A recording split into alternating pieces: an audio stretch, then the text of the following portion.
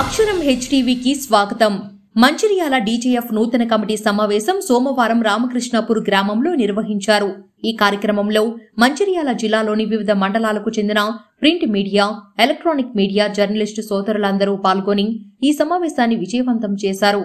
ఈ సమావేశంలో డీజేఎఫ్ నూతన కమిటీ అధ్యక్షులు మోకనపల్లి బద్రి మాట్లాడుతూ మంచిర్యాల జిల్లాలో పనిచేస్తున్నటువంటి వర్కింగ్ జర్నలిస్టులందరికీ ప్రభుత్వం ఇచ్చిన హామీలు ప్రతి ఒక్క జర్నలిస్టుకు గృహాన్ని లేదా ఇంటి జాగాలు అందించాలని, విలేకరులపై నేడు దాడులకు పాల్పడుతున్న వ్యక్తులపై ప్రభుత్వం కఠినమైన చర్యలు తీసుకోవాలని ప్రభుత్వాన్ని కోరుతూ గత ప్రభుత్వ పాలనలో విలేకరులపై విరుచుకుపడ్డ ఆ ప్రభుత్వాన్ని నేలకూల్చడానికి తమ రాతలచే మా విలేకరులు కూడా భాగస్వామ్యం వహించారని, ప్రస్తుతం ఈ ప్రభుత్వం అది మరవకూడదని గుర్తు చేస్తూనే మంచిర్యాల జిల్లాలోని వర్కింగ్ జర్నలిస్టులందరి సంక్షేమం కోసం నూతన పోకడలతో వివిధ మండలాల్లో నూతన సభ్యత్వాలను పెంచుతూ విలేకరుల సంక్షేమం కోసం ఎప్పుడూ డీజేఎఫ్ ముందు ఉంటుందని తెలియజేశారు.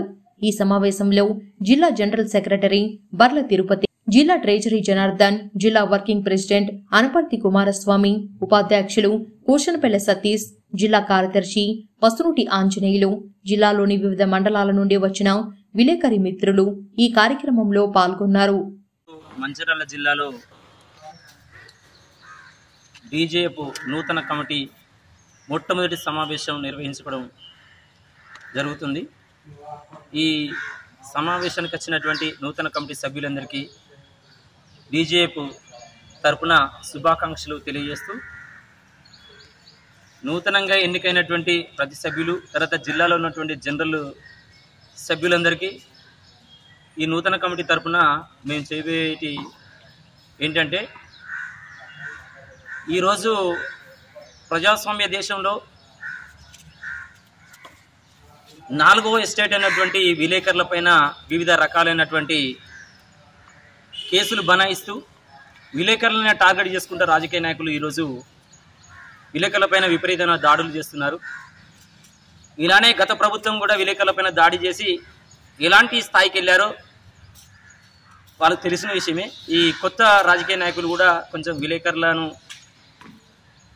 4వ ఎస్టేట్గా, అంటే ప్రజల యొక్క ఇబ్బందులను పాలకుల దృష్టికి తీసుకొచ్చి ప్రభుత్వం చేత ఈ ప్రజలందరూ బాగుపడాలని పనిచేస్తున్నటువంటి వ్యక్తులు విలేకరులు. కాబట్టి విలేకరుల పైన దాడి ఎవరైతే చేస్తున్నారో వాళ్ళపైన విపరీతమైన శిక్షలు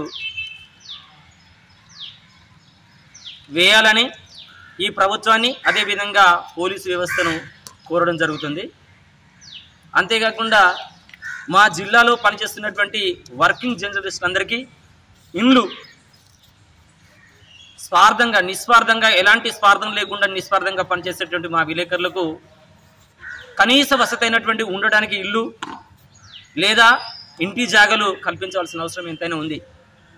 ఇది ప్రభుత్వమే చేయవలసిన అవసరం ఉంది. మీ హామీలో కూడా ఇది ఒక భాగమే. మీరు గెలిచే ముందు విలేకరులకు సంబంధించినటువంటి ప్రతి సమస్యను పరిష్కరిస్తామని ముందుకొచ్చారు. ఈరోజు వాటిని మరసిల్లని మేము అనట్లేదు, కానీ మమ్మల్ని గుర్తించి మాకు ఈ ఇండ్ల సమస్యను తీర్చి ప్రతి ఒక్క జర్నలిస్టుకు న్యాయం చేయాలని మేము కోరుకుంటున్నాము. ఇలానే జిల్లాలో ఉన్నటువంటి ప్రతి ఒక్క డీజేఎఫ్ సభ్యునికి అండదండగా మా ప్రతి ఒక్క సభ్యులు, జిల్లాలో ఉన్నటువంటి బాధ్యతగా ఉన్నటువంటి ప్రతి సభ్యులు మేము విలేకరుల కోసం కొట్లాడతాం, విలేకరుల కోసం నిలబడతాం. విలేకరుల యొక్క సమస్యలను ముందుకు తీసుకొచ్చి విలేకరుల యొక్క అభివృద్ధి ధ్యేయంగా ముందుకు నడుస్తామని మనస్ఫూర్తిగా కోరుకుంటూ నేను ఈ సమావేశాన్ని నిర్వహించడం జరిగింది.